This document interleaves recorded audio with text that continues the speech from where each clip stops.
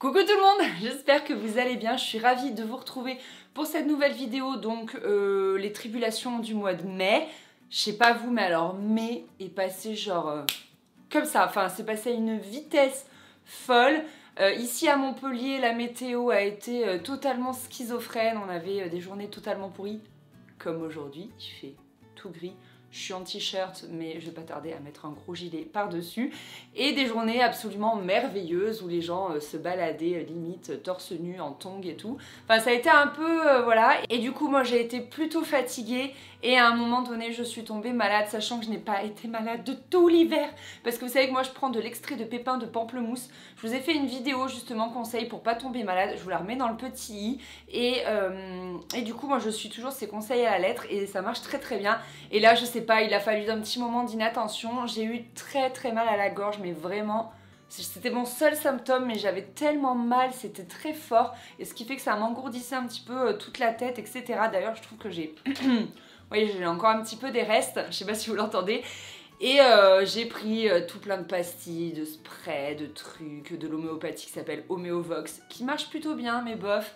J'ai pris du strepsil, citron miel, machin truc, bref. Si bien qu'au bout d'un moment, j'avais la langue tout abîmée, tout entamée, ça me faisait mal à force de prendre toutes ces pastilles. Et je connaissais ce conseil, mais je sais pas pourquoi je ne l'ai pas fait. Donc à mon tour, je vous donne ce conseil, les gars, la tisane de thym. Je trouve ça absolument ignoble. Je trouve qu'à boire, franchement, c'est dégueu, quoi. Puis alors, ça sent la garrigue dans toute la maison. Mon mec, il me dit, j'ai l'impression que je suis en train de faire du vélo dans la gardiole. La gardiole, c'est la garrigue pas loin de chez nous, là. Bref, il m'a fait rire, et c'est vrai que c'est ignoble. Alors, sur Instagram, vous m'avez dit, mais mets du miel, mets du citron et tout. Mais moi, j'ai juste pas envie de rajouter des trucs. Je trouve ça tellement ignoble que... je le bois au plus vite et on n'en parle plus. En plus, je suis pas très fan de miel, je suis bien relou. Et donc voilà. Mais je voulais vous le donner parce que franchement, je vous jure, j'allais mieux en 1 heure. Ça a vraiment un côté aseptisant. Ça a plein de propriétés, le thym, que je connais pas des masses à vrai dire. Mais si vous regardez sur internet, vous les aurez.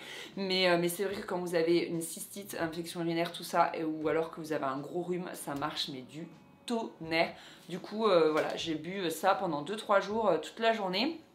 Là aujourd'hui c'est mon 4e jour je crois et je voulais vraiment vous partager ça parce que ça marche du tonnerre, voilà.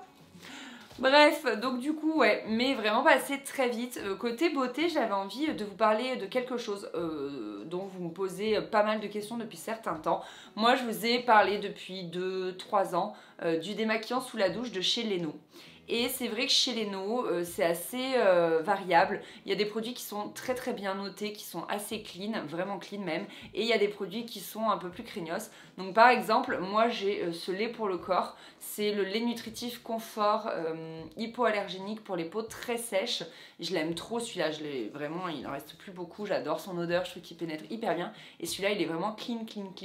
Et par contre, celui-là, il est un petit peu controversé. Je crois qu'il y a quelques perturbateurs endocriniens dedans.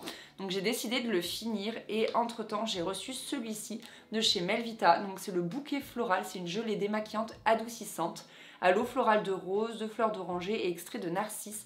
Et du coup, elle, si on la scanne sur Yuka, elle est beaucoup plus clean, elle est à 100% clean il me semble. Et du coup, ça a remplacé celle-ci. Donc ce que j'ai fait, c'est que je l'ai testé pendant quelques semaines, puis après j'ai quand même décidé de terminer ce produit-là. Donc là, ça y est, il est terminé, donc je vais pouvoir le reprendre.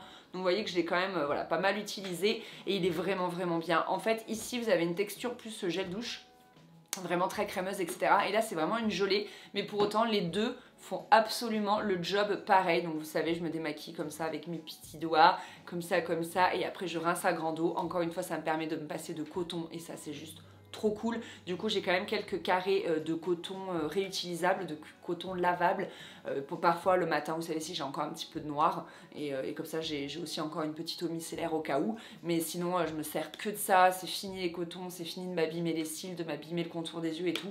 Je suis trop fan et vous aviez été plusieurs à me dire ouais mais il est bof, il est pas très clean et tout, et du coup je suis trop contente d'avoir trouvé une alternative. Je sais que je devrais tester également l'huile de coco, mais moi j'ai souvent des soucis avec l'huile, ça me rentre dans les yeux, ça me donne mal à la tête.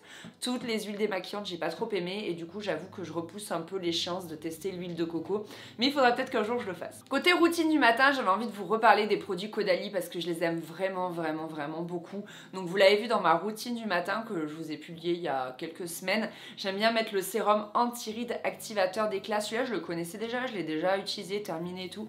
Je l'aime beaucoup. Je trouve qu'il, je sais pas, il pénètre très bien, il me fait une jolie peau, il est super. Le contour des yeux de la même gamme est top également, c'est le soin yeux défatigant lissant. Il est vraiment bien et donc je me l'applique de manière classique. Et avec l'excédent, en fait, je me le mets en contour des lèvres. C'était mon esthéticienne chez Île de Beauté là à Montpellier qui m'avait dit ça. C'est que si vous reste un petit peu de produit contour des yeux sur les doigts, vous pouvez voilà utiliser tout ce qui fait contour des yeux, ça fait contour des lèvres. Donc du coup c'est cool. Et ensuite je vous disais dans ma routine du matin que si je vais travailler dehors à l'extérieur, bah forcément je vais au boulot à pied, etc. Je mets ce fluide peau parfaite qui a un FPS 20 et je l'aime beaucoup. Celui-là il pénètre super bien, malgré le FPS il n'a pas du tout d'effet collant, d'effet luisant et tout, et je l'aime vraiment beaucoup. Il me fait une jolie peau très veloutée. Voilà, vraiment. Alors, tous les produits Caudalie sont plutôt clean, sauf celui-ci à cause des FPS. En fait, ils n'arrivent pas à trouver. Enfin, ils n'arrivent pas. C'est assez controversé, mais j'avais lu pas mal de choses comme quoi, voilà, c'est qui tout double. Hein, ils ont du mal à trouver des FPS assez. Voilà, assez clean, etc. Moi j'en ai un de chez Avril qui lui est 100% clean. Les FPS sont biodégradables, etc. Ça ne pollue pas les os. Mais alors c'est carnage. Moi franchement ça me fait une peau, c'est horrible. Je le supporte pas du tout. Donc voilà, c'est assez, je trouve que c'est assez compliqué le solaire du côté du bio et du côté de l'écologie. Et ensuite quand je reste à la maison, je mets celui-ci. Donc ça c'est une crème SOS hydratation intense. Donc je me suis dit que ce serait top pour ma peau et en fait... c'est limite, je me suis rendu compte que là, vous voyez, je l'ai mise ce matin et j'ai encore un fini un peu gras. Parfois, je suis luisante quand je vous fais des stories sur Instagram, moi je le vois. Et ouais, je pense que je devrais plutôt la mettre le soir, celle-ci. J'ai un petit bémol là-dessus, je l'aime beaucoup à la mettre et tout, c'est vachement bien. Mais je me suis rendu compte, je sais pas, ma peau l'assimile pas, peut-être que c'est trop riche. Donc je vais plutôt, ce matin, je pense que c'était la dernière fois que je la mettais, je vais plutôt me la réserver pour le soir, je pense que ce sera bien mieux. En ce moment, côté lecture, j'arrive pas à avancer sur New York Odyssey. Donc quand je vous ai parlé de ce livre dans mes précédentes tribulations, vous avez été assez mitigés, il y en a qui l'ont aimé, il y en a qui l'ont pas aimé. Moi au début ça allait, j'accrochais plutôt bien et en fait il s'avère que je n'arrive pas du tout à accrocher au personnage. Le Jacob il me sort par les yeux, Irène on comprend pas, oui elle est malade mais elle dit rien et moi j'aime pas tous ces non-dits, on comprend pas où ça va, ça me plaît pas, je sais pas, j'aime pas, j'accroche pas, j'arrive pas à accrocher, j'arrive pas à m'attacher au personnage, j'arrive pas à rentrer dans l'histoire, je saurais pas expliquer pourquoi. C'est plutôt bien écrit mais c'est plus les personnages en fait, je pense que c'est la façon dont ils sont construits et la façon dont on apprend des choses sur eux, ça me permet pas d'accrocher, donc j'arrive pas à le finir, je crois que j'en suis à la moitié, page 300 sur, bah c'est ça, pile à la moitié, sur 595 pages. Donc vous voyez, mais bon j'ai vraiment envie de le terminer, moi généralement je termine les livres que je commence, je suis un peu bornée là-dessus, mais du coup je mets trop de temps. Et en parallèle je lis, vous savez, le livre Zéro déchet de Bea Johnson. Donc là aussi je dois en être à la moitié, 260 pages sur 408.